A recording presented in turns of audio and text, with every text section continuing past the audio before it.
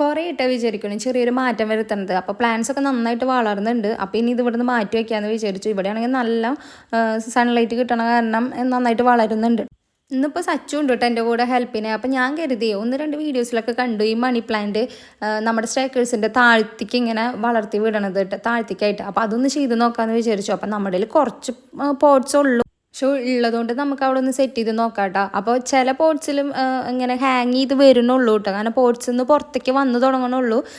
ചിലത് അത്യാവശ്യം നല്ല നീളമുണ്ട് കേട്ടോ. അപ്പോൾ നീളമുള്ളതൊക്കെ ഞാനിങ്ങനെ താഴ്ത്തിക്ക് ഹാങ് ചെയ്തിട്ടുണ്ട്. ബാക്കിയൊക്കെ ഇനി നീളം വരുമ്പോൾ നമുക്ക് അങ്ങനെ താഴ്ത്തിക്ക് വളർത്തി വിടാമല്ലോ, രസം ഉണ്ടാവുമെന്ന് വിചാരിക്കണം.